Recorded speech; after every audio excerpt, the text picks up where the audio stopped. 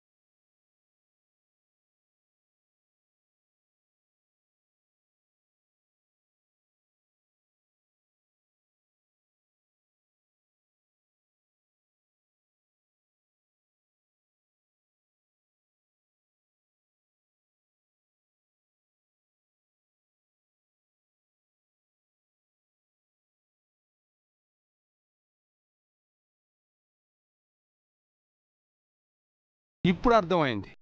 I object, Your Honor.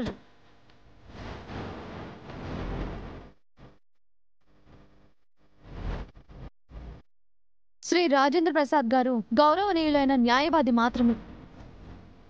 అక్రమ మార్గంలో డబ్బులు సంపాదించే స్మగ్లర్ కాదు, your honour.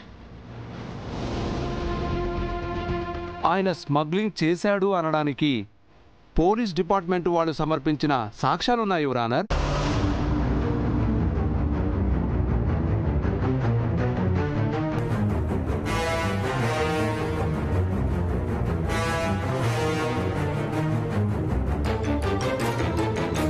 Rajendra Prasad garu smuggling చేయలేదు అనడానికి డిఫెన్స్ లాయర్ గారి వద్ద సాక్ష్యాలుంటే చూపించమనండి యువర్ ఆనర్.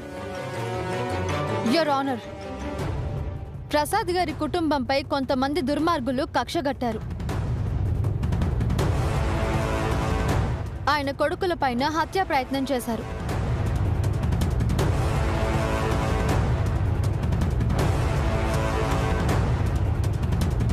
ప్రసాద్ గారి పైన కూడా తప్పుడు కేసులు పెట్టి ఇరికించారు. మీరు చేస్తున్న ఆరోపణలకి మీ దగ్గర ఏమైనా సాక్ష్యాధారాలు ఉన్నాయా? Yes your honour. వాళ్ళ కొడుకుల పైన జరిగిన హత్యా ప్రయత్నాలకు ట్రీట్మెంట్ చేసిన హాస్పిటల్ వాళ్ళు ఇచ్చిన రిపోర్ట్స్ ఉన్నాయి యువర్ ఆనర్. రిపోర్ట్స్ ఇవ్వండి.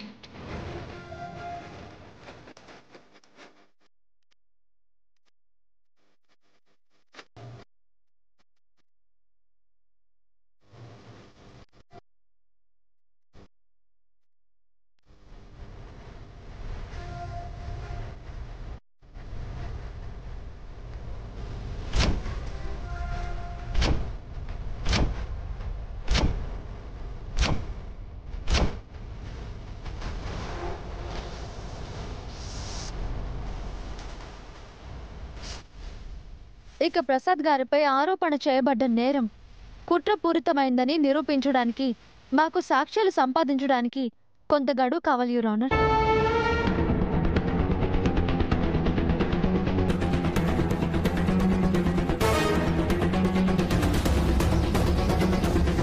Mister PP, Rajendra Prasad smuggling చేశాడనడానికి మీ దగ్గర ఉన్న సాక్ష్యాలు చూపించండి. Yes your honour. పోలీస్ వారికి రాజేంద్ర ప్రసాద్ గారింట్లో కొన్ని డైమండ్స్ దొరికాయి.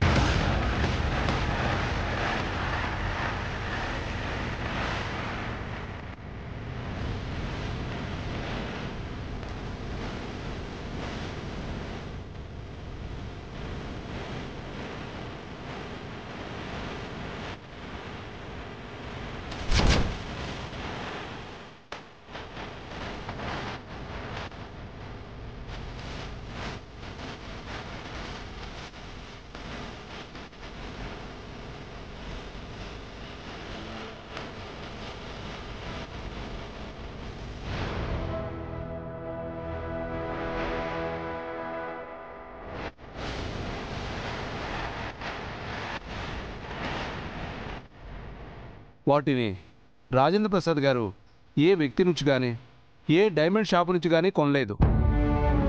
వాటి గురించిన ఎలాంటి పత్రాలు రాజేంద్ర ప్రసాద్ గారి దగ్గర లేవు. వాటిని అక్రమ మార్గంలో అంటే స్మగ్లింగ్ రూపంలో ప్రసాద్ గారు సంపాదించారని నిరూపించే వీడియో మా దగ్గర ఒకటి ఉంది.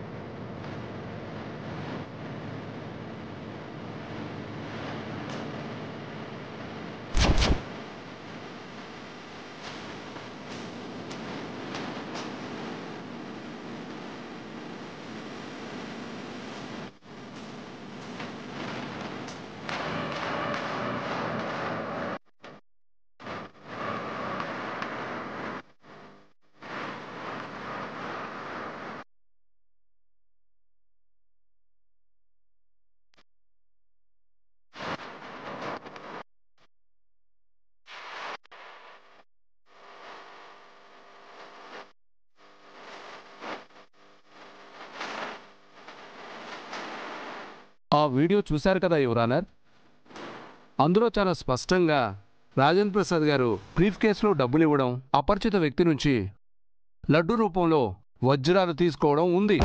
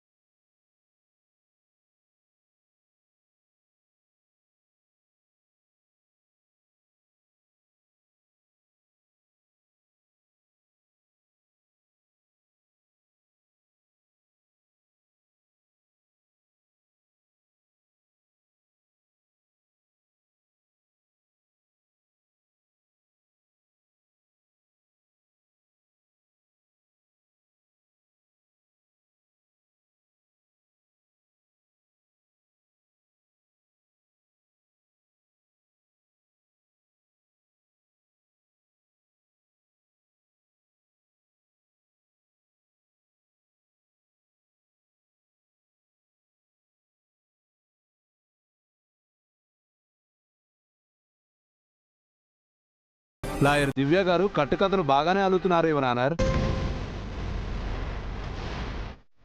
క్లయింటు బ్రీఫ్ కేస్ మర్చిపోతే తనే వచ్చి తీసుకుంటాడు కానీ ఇంత పెద్ద లాయర్ బ్రీఫ్ కేస్ తీసుకొచ్చి ఎలా ఇస్తారు యువర్ ఆనర్? అది రాజేంద్ర ప్రసాద్ గారి మంచితనం కాదు, అది ఒక ముసుగు మాత్రమే.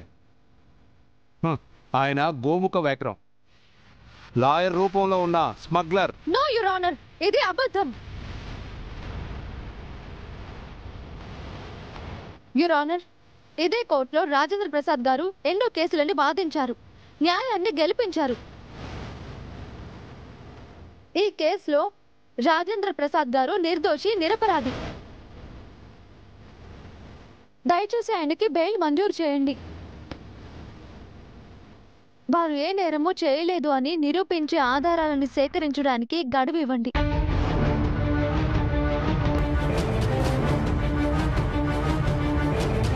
ప్రసాద్ గారికి బెయిల్ ఇవ్వకండి యువర్ ఆనర్.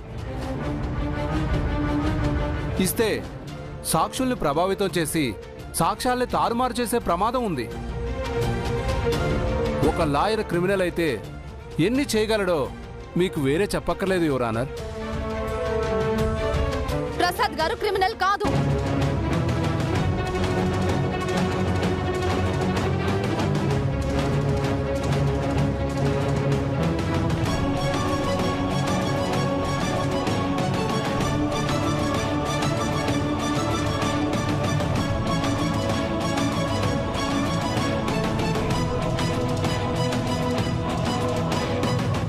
పోలీస్ డిపార్ట్మెంట్ వాళ్ళు సమర్పించిన వీడియో ప్రకారం రాజేంద్ర ప్రసాద్ స్మగ్లింగ్ చేస్తున్నట్టు స్పష్టంగా తెలుస్తుంది.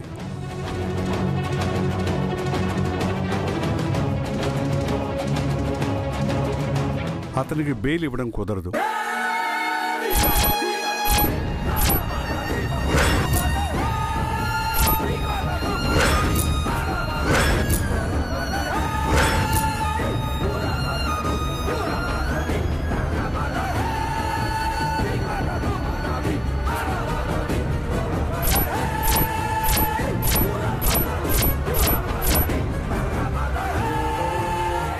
కానీ డిఫెన్స్ వారి వాదనను అంగీకరిస్తూ ప్రసాద్ నిర్దోషిత్వాన్ని నిరూపించుకోవడానికి వారికి వచ్చే వారం వరకు గడువిస్తున్నారు.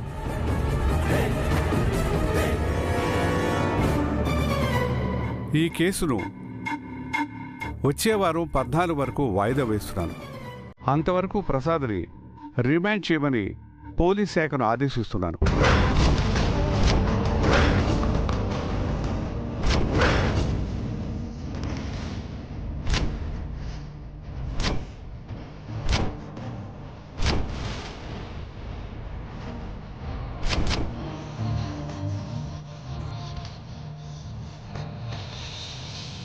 మై లార్డ్, నాకు రిమాండా? నేను నేరస్తున్నాను మీరు నమ్ముతున్నారా?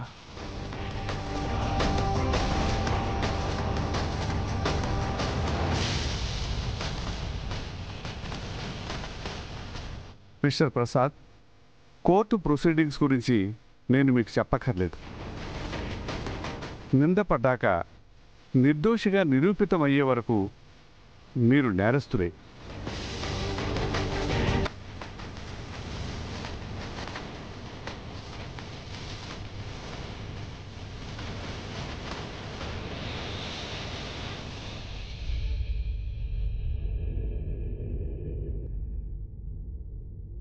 The court is adjourned. ఉసురేమో ఇరిసేసింది కరుసైన కాలమిలా ఎగురేసిన జీవితమంతా చిరిమేసెను చీకటిలా బాధ నీరు కూడా భాష లేక గొంతు మూగబోయనా పొగిలినంతలోన పొంత నిండలేని నిండు వేదనా చేరదీయబోతే సాయమేమో యతి నీడ చేర్చెనా నేరమెవ్వరిదో దారి తప్పి నిన్ను చుట్టి వేసనా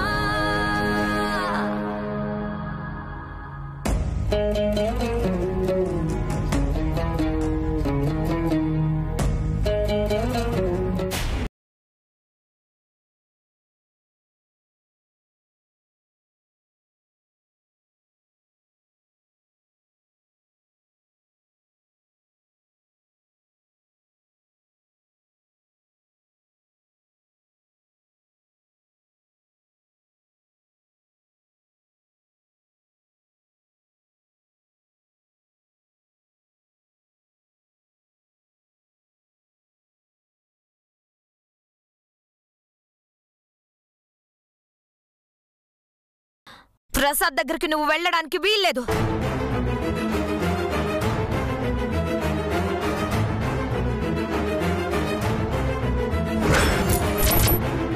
ఎందుకు పోనా? నువ్వు వెళ్ళడానికి వీల్లేదు అంతే.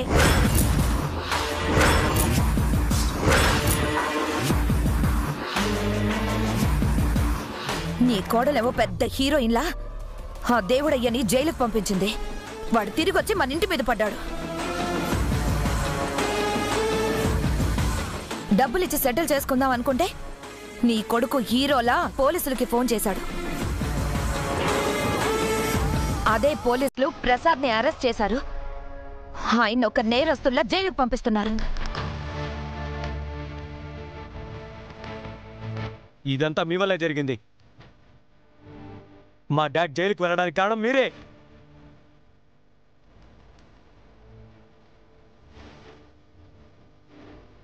దీపు పోలీసులకి ఆ రోజు నిజం చెప్పుంటే ఈ రోజు మావయ్య గారి స్థానంలో ఆ దేవుడయ్య వాళ్ళ కొడుకు ఉండేవాళ్ళు కదా. వద్దు వద్దు అని ఎంత చెప్పినా వినకుండా నాన్న వెళ్ళి ఆ స్మగ్లర్ల చేతిలో ఇరుక్కున్నారు. ఇప్పుడు మమ్మల్ని అంటున్నారు. చెల్లెమ్మా, వీళ్ళు చెప్పిందే చెప్తున్నారు. మనం వెళ్ళి బావగారికి ధైర్యం చెప్పొద్దాం. పదమ్మా.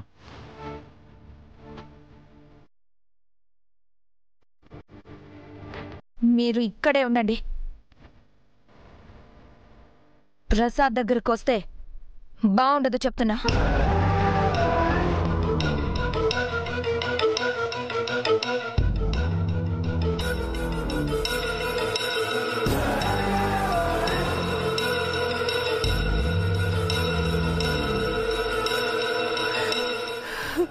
అత్తయ్య ఆగండి. వద్దత్తయ్య, ఇప్పుడు మనం అక్కడికి వెళ్ళడం మంచిది కాదు. చిన్నత్తయ్య ఇంకా అవమానిస్తారు. అది మావయ్య గారికి కూడా మంచిది కాదు.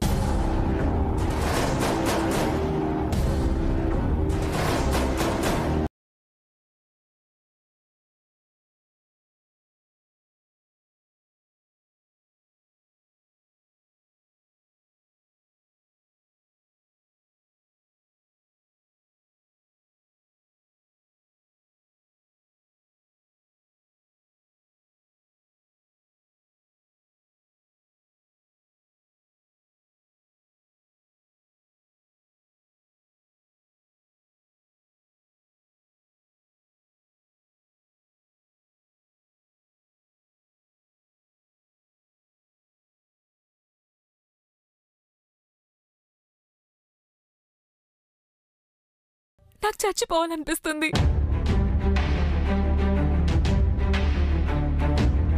ఊరుకో కుమారి, ఆయన తప్పకుండా తిరిగొస్తారు. మీరు ధైర్యంగా ఉండండి డాడ్. ఒక మంచి లాయర్ని చూసి మిమ్మల్ని బయటికి తీసుకొస్తాను.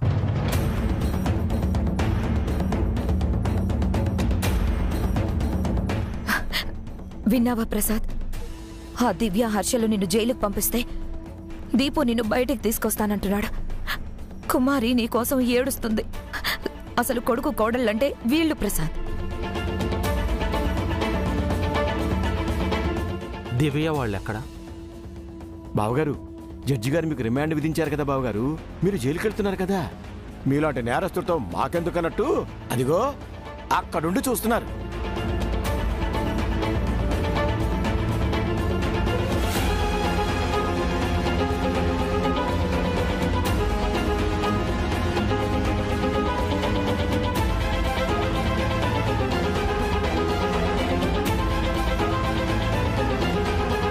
నన్ను బయటికి తీసుకురాగల సామర్థ్యం దివ్యకి ఒక్కదానికే ఉంది. మీరు అనవసరంగా వాళ్ళని అపార్థం చేసుకోకండి.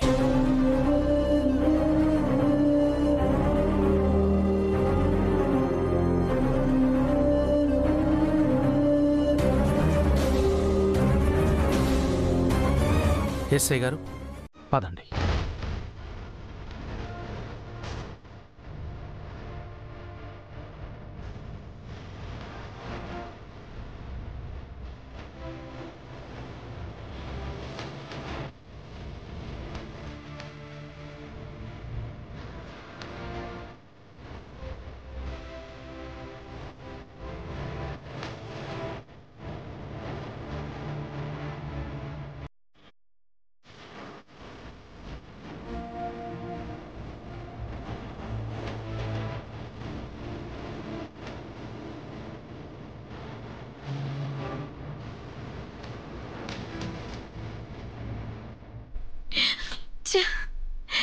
ఇంత జరిగినా ఇంకా ప్రసాద్ వాళ్ళనే నమ్ముతాడేంటి?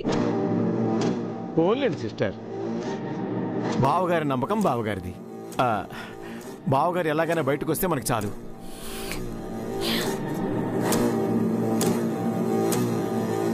పదండి సిస్టర్, ఇంటికి వెళ్దాం.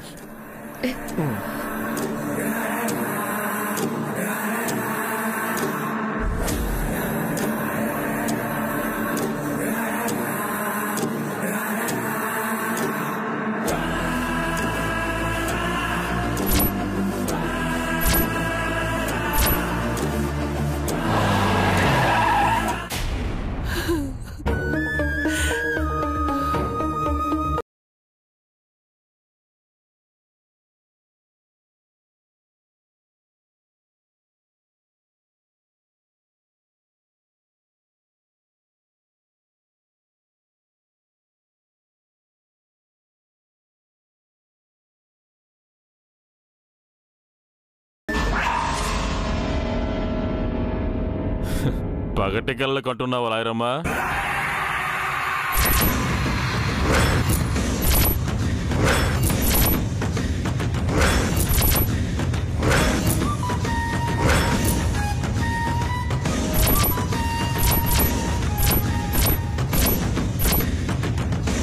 మీ అత్తయ్యకి పచ్చి అబద్ధాలు చెప్తున్నావా? రేయ్ దేవుడయ్యా, నీ పాపం పండిందిరా. మా నాన్నను జైలుకు పంపించావు, మా అమ్మని ఏడిపిస్తున్నావు. నీ టైం దగ్గర పడిందిరా, దగ్గర పడింది. చిన్న కరెక్షన్ బ్రదర్, మా టైం దగ్గర పడలేదు, మా టైం మాతోనే ఉంది. మీకే బ్యాడ్ టైం స్టార్ట్ అయింది.